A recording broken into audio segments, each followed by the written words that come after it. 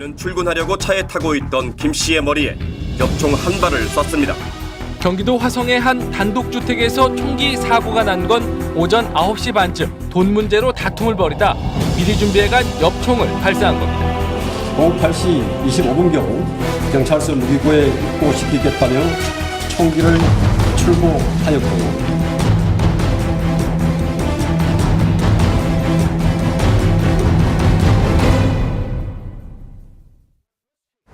네, 오늘 이 시간에는 이번 주 연달아 발생한 두 건의 총기 난사 사건에 대해서 집중적으로 다뤄보겠습니다. 네, 사실 한국에서의 총기 사건이나 사고는 주로 군대 안에서 발생해왔죠.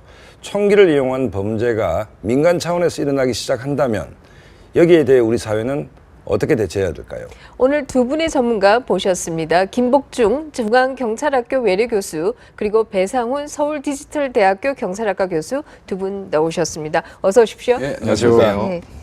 네, 먼저 이번 사건 정말 충격이다 이렇게 말씀드릴 수 있을 것 같은데요. 그야말로 한국은 우리나라는 이 총기 사건으로부터는 안전지대가 아니냐 이렇게들 생각해 왔는데요. 연달아 이런 사건이 발생하면서 충격 그 자체였다 이렇게 얘기할 수 있을 것 같습니다. 도대체 왜 이런 일이 일어났는지 먼저 이에 대한 얘기 먼저 좀 나누면 좋겠습니다. 김 교수님. 예, 이제 요번에 먼저 발생한 연차적으로 이틀 만에 이렇게 일어났어요. 세종시에서 일어나고 그 이틀 후에 또 화성에서 일어났는데 일단 세종시에서 일어난 그 총기 살인 사건 같은 경우는 금전적인 요인하고 치정 관계가 이게 복합된 겁니다. 예, 이제 그렇게 해서 발생이 됐는데 이제 범인으로 그 강 씨죠. 범인 그분이 이제 수원 영통에 주소지가 있습니다. 수원 영통에 주소지가 있어서 그 사람이 소지하고 있던 총은 그 사람의 주거지 관할경찰서 수원 남부경찰서에 엽총을 보관하고 있었거든요. 그거를 이제 꺼내서 지금 수렵 기간입니다. 수렵 기간이니까 이제 수렵하겠다고 사냥 가겠다고 그거를 꺼내서 가가지고 이제 세 사람을 살해한 건데요. 이제 처음부터 끝까지 일련의 시나리오대로 나름대로는 한 겁니다. 이 사람이 어떤 내용이냐면 이 사람이 아마 이제 여자분은 사망을 안 했죠. 마침 그날 편의점 보던 사람은 이제 지금 현재 동거하는 사람이고 그 여성분은 그 경기도 평택에 개하러 갔어요. 만약에 개를 하러 가지 않았으면 거기서 같이 살해가 됐을 건데요. 이제 그분하고 원래 동거했던 그 강 씨가 이제 헤어지고 나서 한 1년 좀 넘었습니다. 헤어지고 나서 그 편의점 그 지분 관계 때문에 마찰이 좀 있었고요. 또 알려진 바로는 편의점 그 건너편에 그 또 부지가 있었다고 그래요. 땅 부지가 있었는데 이번에 사망한 그 아버지, 이 동거녀의 아버지하고 아마 동업을 하기로 했던 것 같아요. 뭐를 하냐면 요양병원. 그래서 약 7억 정도를 내가 투자하겠다고 했는데 사실은 그 사람이 돈이 없었어요. 강 씨가. 그러니까 이제 아버지가 이거 돈도 없는 친구가 말이야 내 딸 꼬여가지고 이 사기친 거 아니냐 이래가지고 아마 강제로 헤어지게 한 모양입니다. 그거에 대한 이제 감정이 작용해서 총기를 가지고 가서 바로 6시 20분에 그 앞에 출근하려는 오빠도 아마 적극적으로 반대를 했던 것 같습니다. 오빠를 차에 있는데 조준사격에서 살해하고 그 길로 바로 옆에 있는 그 집에 올라가서 식사 중인 두 할머니 할아버지 중에 할아버지 쐈어요. 그리고 지금 알려지지 않았는데 사실은 할머니한테도 쐈거든요. 근데 이 격발이 안 됐습니다. 그래서 사셨고요. 신나 뿌렸는데 또 나이타가 안 깨졌어요. 그래서 집은 불이 안 났습니다.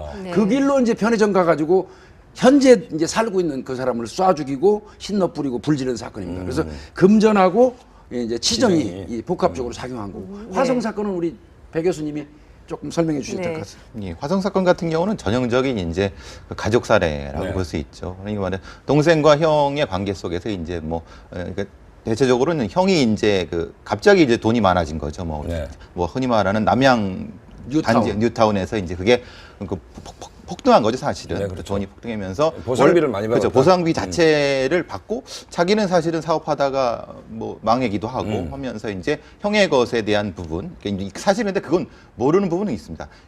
가족 내부의 어떤 상속 관계라든가 감정적인 부분은 사실 우리가 알 수 있는 부분은 아니지만은 어쨌든 그래갖고 이 두 사건 어쨌든 그래서 동생이 형의 가족을 엽총으로 살해한 사건이고 또 불행히도 그곳에 대처하는 과정에서 파출소장도 돌아가시게 되는 그런 사건이 되겠습니다. 우선 이제 나무집 가정사야 이런저런 문제가 없는 집이 어디 있겠습니까만은 그 해결 방식이 폭력적인데 총기가 사용됐지 않습니까? 맞습니다. 그러면 제가 두 분께 여쭙고 싶은 게 우리 시청자들을 위해서도 총기가 정확하게 아까 우리 김민정 교수님하고 예, 얘기한 예. 게 저도 총을 구입할 수 있느냐.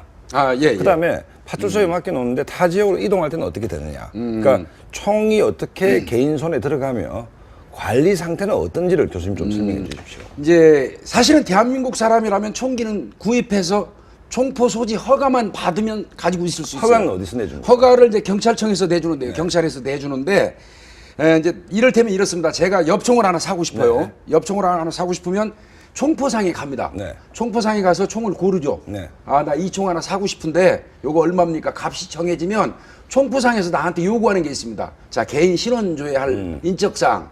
그다음에 내가 가서 정신병력 치료한 기록들이 있는지 여부를 전부 다 병원에 가서 떼워야 돼요. 네. 그런 거 등등을 전부 다 갖다 주면 총포상에서 그걸 받아가지고 경찰에다가 접수를 시킵니다. 아하. 접수시키면 경찰에서 받아가지고 전과조회를 합니다.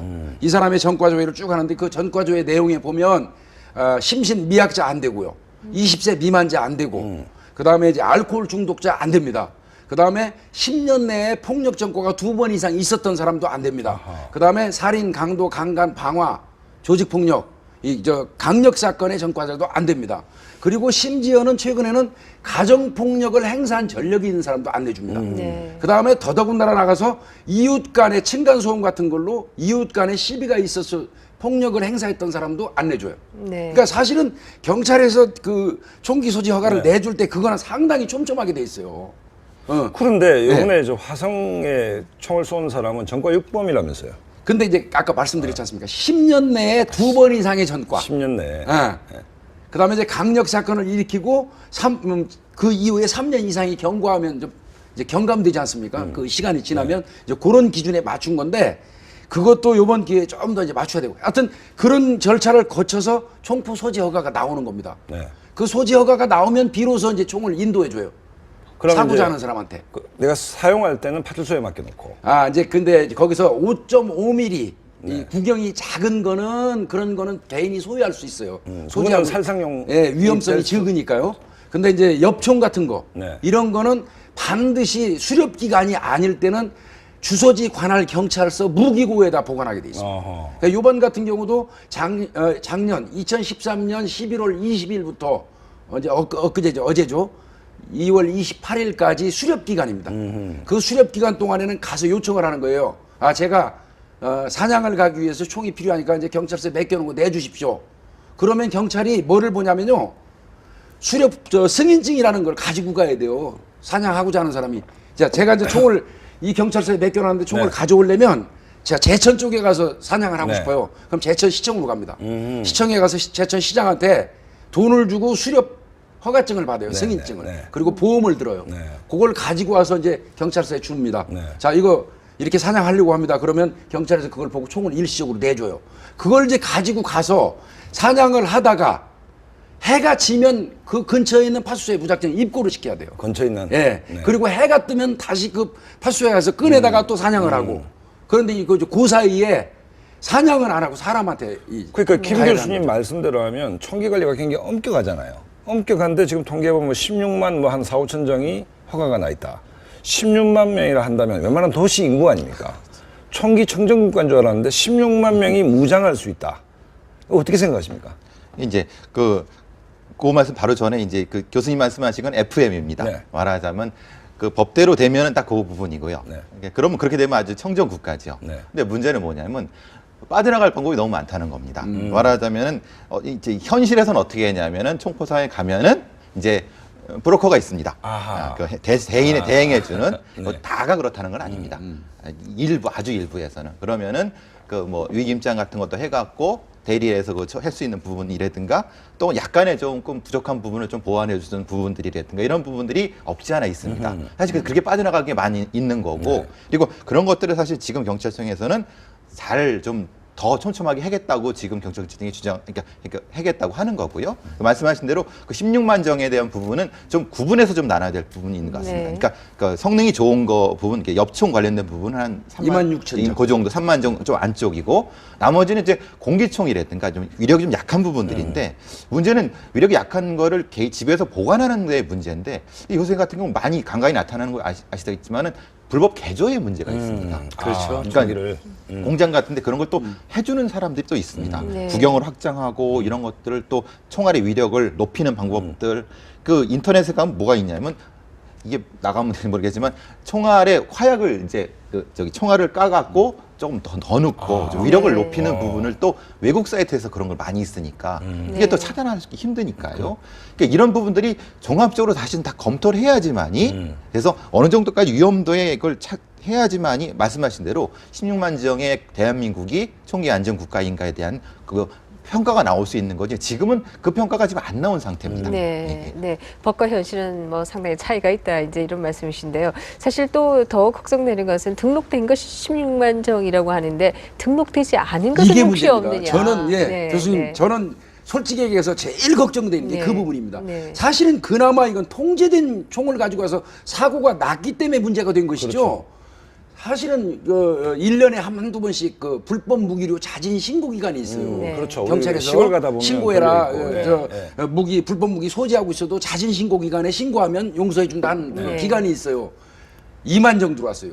작년에. 2만 작년에 정. 2만 거기에 정. 권총도 5정이 포함돼 있어요. 네. 그러면 신고 안 하고 여전히 숨기고 있는 사람들이 엄청나게 많을 거라는 거죠. 네. 이 사실은 그렇게 승인되지 아니한 불법 무기를 가지고 있다가 범행하는 경우는 속수무책이라는 얘기예요. 그래서 네. 더 이상 이제 우리나라를 이 총기 관련해서 청정구역이다, 청정국가다 이렇게 말하기는 이제 어려워진 것 같습니다. 그런데 이제 실탄은 총기랑은 막대기 아닙니까? 사실은 흉기는 흉기인데. 그렇죠. 예. 그럼 실탄 관리는 뭐 어떻게 지금 하고 있습니까? 어떻게 돼야 된다고 보십니까? 사실은 지금 상태는 실탄 관리 부분은 크게 일정 정도, 그러니까 말하자면 제한되는 부분이 사실은 실탄은 대부분 수입해서 들어오는 부분이고요. 네. 실탄 수입할 때 부분에 그 수입 제한 부분 그 부분만 관련된 부분이지 주요한 포커스는 지금은 총기에 총기에 집중해 있습니다. 사실은 그래서 총알 쪽으로도 관점이 좀 옮겨가야 되는 것도 요즘 많이 나오는 얘기 중에 하나입니다. 네. 소장님 말씀하신 것처럼요. 총알은 진짜 중요해요. 사실은 총알이 없으면 네. 실탄이 없으면 그건 막대기에 불과하지 않습니까? 그렇죠. 근데 이제 우리는 1인당 엽총 같은 경우는 500발을 소유할 수 있어요. 500발. 그건 파출소에 안 맡겨 놓습니다. 예, 안 맡깁니다. 총알은 따로. 그게 그래서 문제죠. 그게 이번 기회에 문제죠. 실탄은 총하고 더불어서 같이 관리해야 될 필요가 있고요. 네. 조금 전에 배 교수님 말씀하신 거 맞습니다. 원래는 화약량을 뇌관을 땅 때려서 총알이 나가게 하는 화약량이 일정 기준이 있는데 이걸 좀 위력을 세게 하려고 화약량을 좀 더 넣는 겁니다. 실탄에다가. 그러면 거리가 길어지고 강력하지 않겠어요? 네. 이제 이런 부분도 통제가 되긴 돼야 돼요. 네. 네. 그 지금 말씀하시기를 실탄은 통제가 안 되고 있다 이제 이런 네. 말씀을 하셨는데요. 제가 알기로는 스위스 같은 경우에는 총 기능 가지고 있어도 실탄은 맞습니다. 네, 가지고 있을 수 없도록 이렇게 규제하고 맞습니다. 있는 것으로 일본 같은 아는데요. 경우도 네. 총기는 갖고 있어도 실탄은 통제를 네, 합니다. 네. 뭐 이 부분에 대해서도 우리가 입법적으로도 좀 더 뭐 네. 할 부분이 많이 있다라는 생각이 들고요. 또 하나 이제 이번 사건을 통해서 걱정이 되는 것은 이렇게 총기가 16만 정 이외에도 더 있을 수도 있을 정도이다라고 말씀을 하셨다라고 하면 경찰이 이에 대해서 대처할 수 있는 능력을 키워야 되는 것이 아니냐 이런 생각도 하게 되고요. 특히 화성 사건을 보면서 야 경찰이 너무나 뭐 어떻게 보면 순진하게 대응을 했구나 이런 생각도 드는데요. 이에 대한 그동안의 훈련이나 뭐 방어책이나 이런 것은 없는지 궁금하네요. 참 교수님 안타깝죠. 이 부분 제가 좀 말씀을 드려야 될 것 네, 같아요. 네. 예, 사실 이제 결론적으로 말씀드리면 네. 참 이강석 경감 제가 잘 압니다. 네, 아, 네. 예, 아시는 저 경기경찰청에서 네. 근무했었고 경사 때 아는 친구입니다. 너무 가슴 참 아프더라고요. 너무 가슴 네, 안 좋고 그렇죠. 그런데요.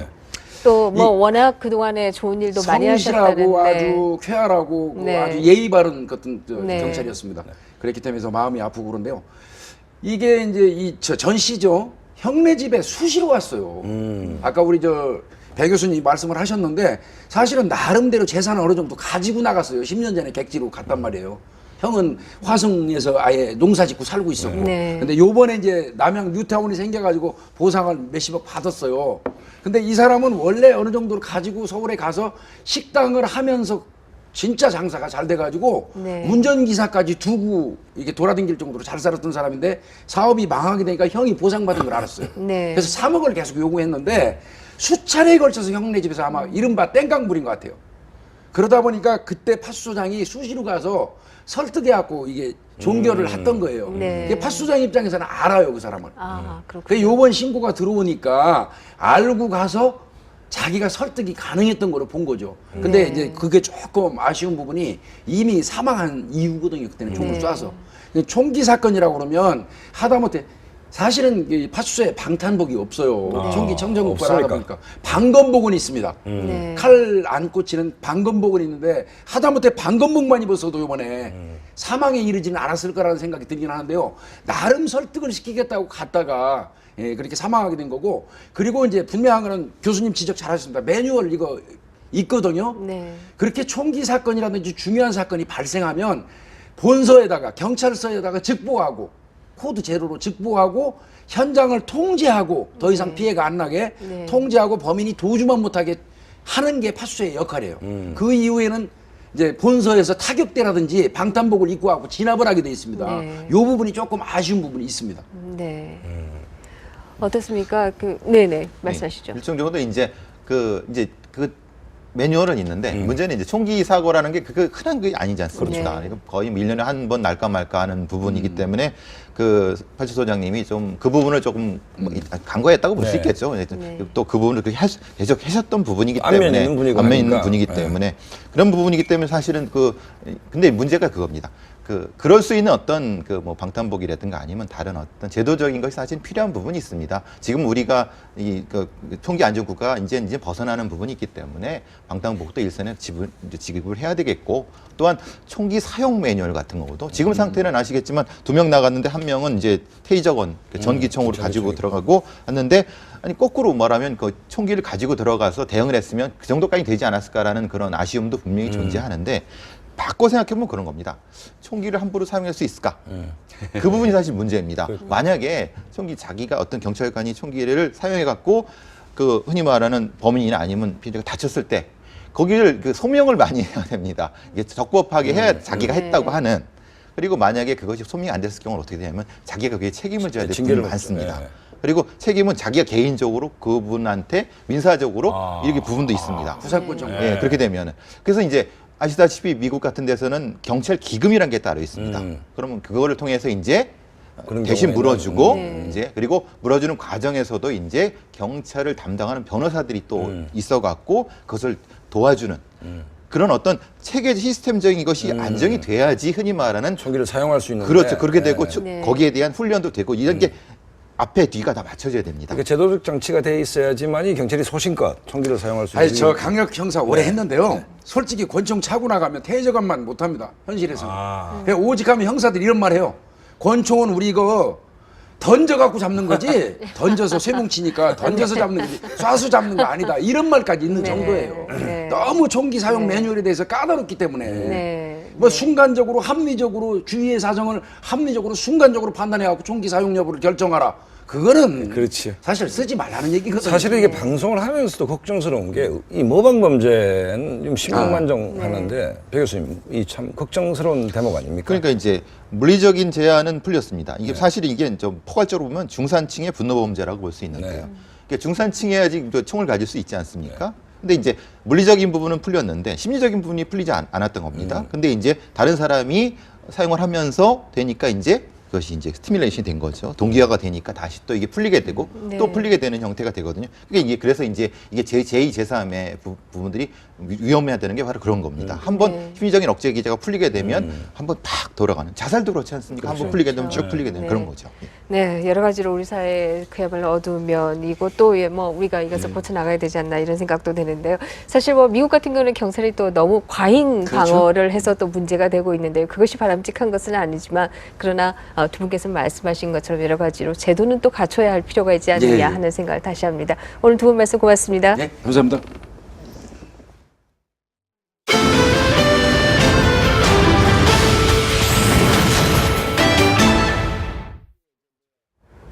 네, 3월이 시작됐습니다. 3월이 되면 어긋났던 계획을 다시 한번 다잡는 그런 기회가 되곤 하는데요. 네, 3월 맞아 초심으로 돌아가서 이 1, 2월 사이에 이루지 못한 다짐을 다시 한번 이룰 수 있도록 계획을 재조정하면 좋을 것 같습니다. 네, 즐거운 한 주 시작하시기 바랍니다. 시청해 주셔서 감사합니다.